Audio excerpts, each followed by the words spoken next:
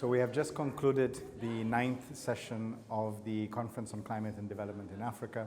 which has been particularly important for finalizing the key messages for African countries to take to COP26, which is in a critical moment because it is about responding to both the COVID-19 pandemic as well as dealing with the systemic issues around climate change. And so African countries have put forward the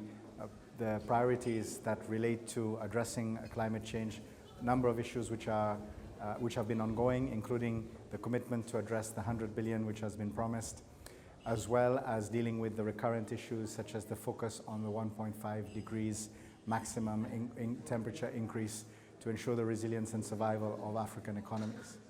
But it has also been about African countries and the African region putting forward proposals on how they can build forward better themselves, leveraging their own resources. And this is included around focusing on financial innovation, development of debt swaps, development of climate adaptation related bonds, SDG bonds or green and blue bonds. And it has also been about African countries being able to address other issues such as carbon pricing and dealing with the setting of a global carbon price under Article 6 of the Paris Agreement as a means of generating more resources for African countries themselves.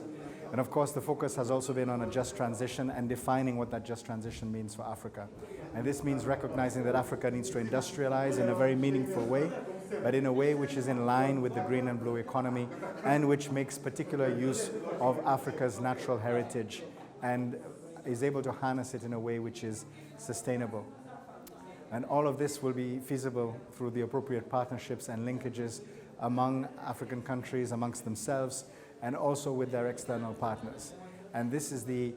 challenge which follows on from CCDA to really ensure that African countries are able to explain to their partners across the world that the investment in climate change is actually the investment in development and that the two are indivisible.